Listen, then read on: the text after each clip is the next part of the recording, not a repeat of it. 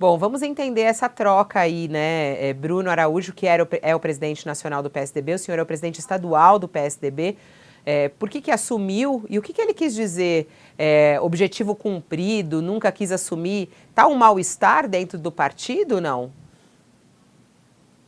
Bom, Fabiola, as divergências aí foram públicas ao longo desses últimos dias, mas é uma questão superada, né? Bruno é o presidente nacional do PSDB, João Dória é o candidato vencedor das prévias, pré-candidato à presidência da República pelo PSDB.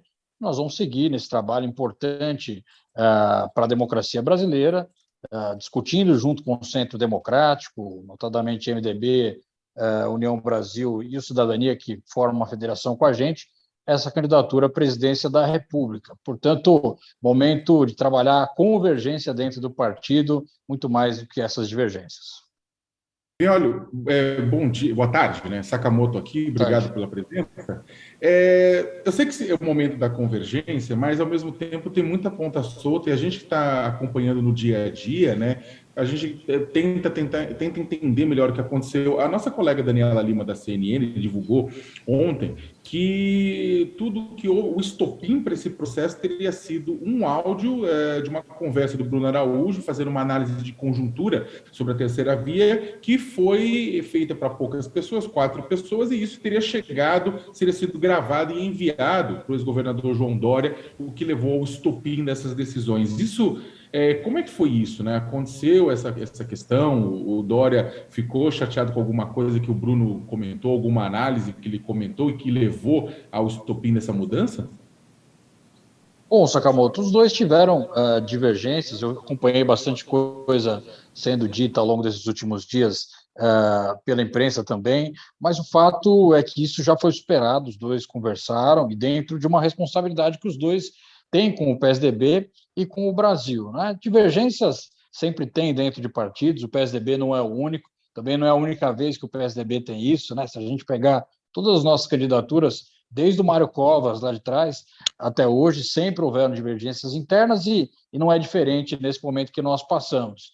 Meu papel agora aqui vai ser trabalhar para a gente ter o máximo de convergência possível. Nós fizemos um processo de prévias no PSDB, gostou ou não do PSDB, eu entendo que toda a democracia brasileira ganha com isso, né? Uma definição nesse modelo, com voto de filiados, isso é um avanço dentro do sistema partidário brasileiro, e o PSDB, que é um partido protagonista dentro dessa democracia brasileira, se dispôs a isso e agora tem a responsabilidade de seguir em frente, seguir avançando naquela que é a sua convicção.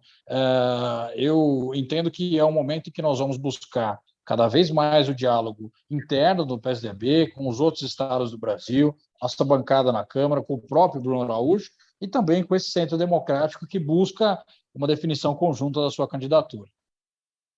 E olha, boa tarde, Joel, aqui. Até agora a gente está discutindo, digamos, os bastidores, né, as organizações entre lideranças para realmente fechar no nome, o Dória ir em frente na sua campanha.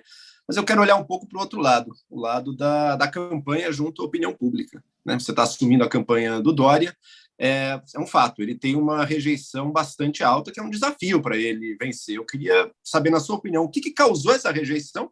Porque, do meu ponto de vista, até São Paulo tem coisas para mostrar, então o governo dele tem coisas para mostrar. O que causou essa rejeição tão alta e qual que é a estratégia para reverter isso?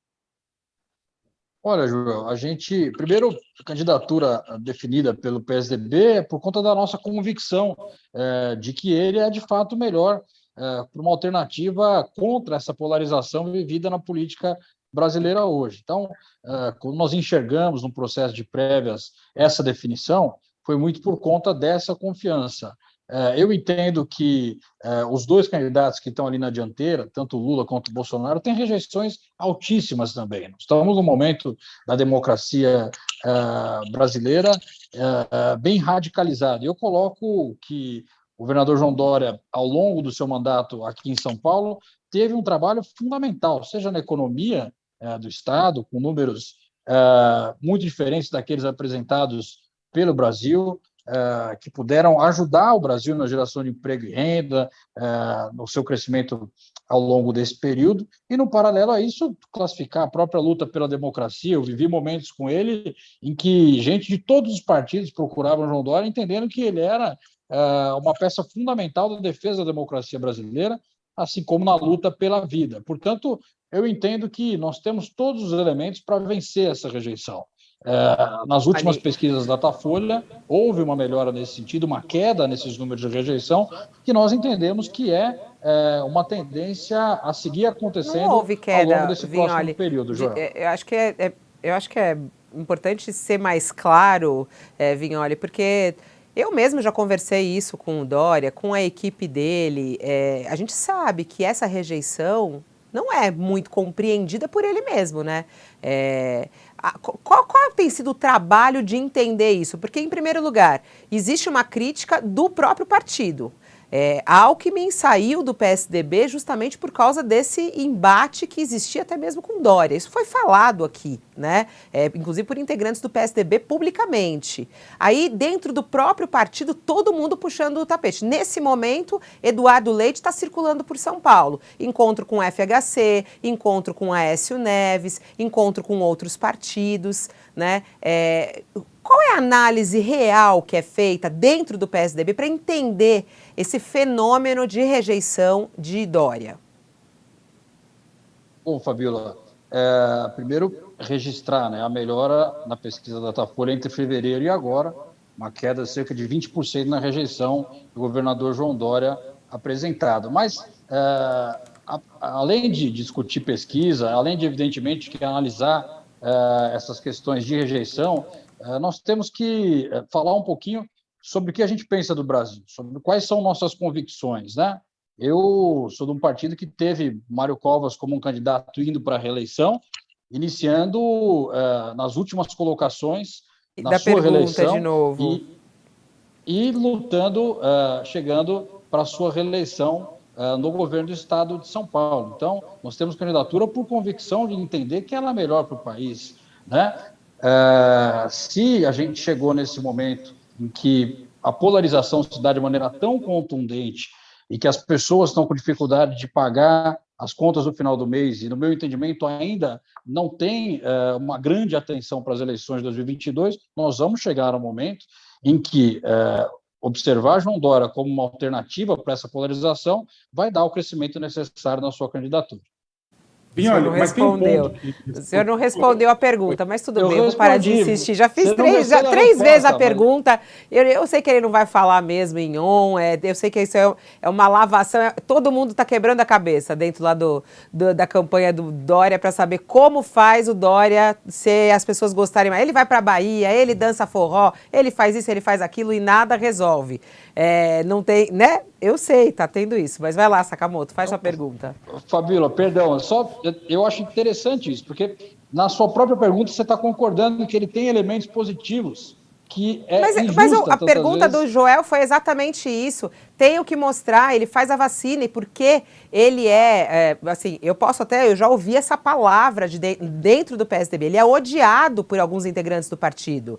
As pessoas têm uma raiva dele, não gostam dele dentro do partido, existe isso. Existe, claro, aqueles que gostam. E da população, você vê dentro de São Paulo, você vê a pesquisa eleitoral com o recorte de São Paulo, ele está lá embaixo. Mesmo ele sendo governador e trazendo a vacina e mostrando o que ele mostra. Então, essa é a questão, essa é a pergunta, eu acho que o Joel fez, na verdade, eu estou insistindo aqui.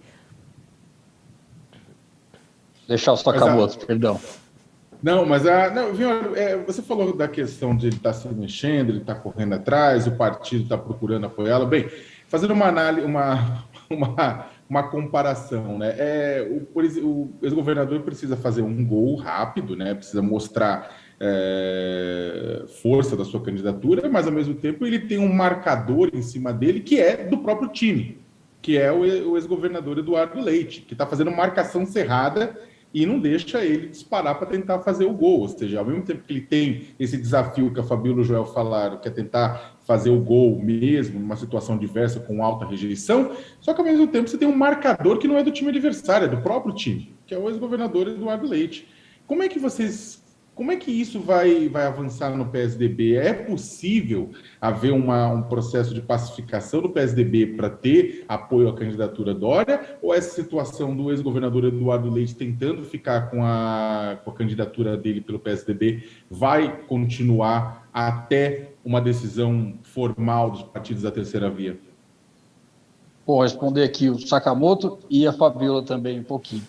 Eu acompanhava vocês falando um pouquinho antes da minha entrada do estilo do Bolsonaro, por exemplo, de fazer, que fala uma coisa para uma plateia, fala para outra e que trabalha 24 horas com aquilo que não é real. Não é o que nós vamos fazer. Nós vamos trabalhar com a verdade, trabalhar com esses elementos que nós temos, a busca pela vacina, o trabalho no governo do estado de São Paulo, e com essa realidade de passar às pessoas de que João Dória é uma alternativa viável para poder fazer o Brasil se levantar, reduzir a inflação, que tem time para isso, que tem competência para isso. É com isso que nós vamos trabalhar e nós temos visto uma reação importante nessas pesquisas. Quando a gente observa a movimentação de Eduardo Leite, todo o respeito a ele, eu fui um daqueles que assinou a carta para ele, pedindo para ele permanecer no partido. Acho que ele tem uma trajetória importante pela frente na política, mas evidentemente que foi feito um processo de prévias interno no PSDB. Não é correto aquele que não venceu esse processo de prévias do partido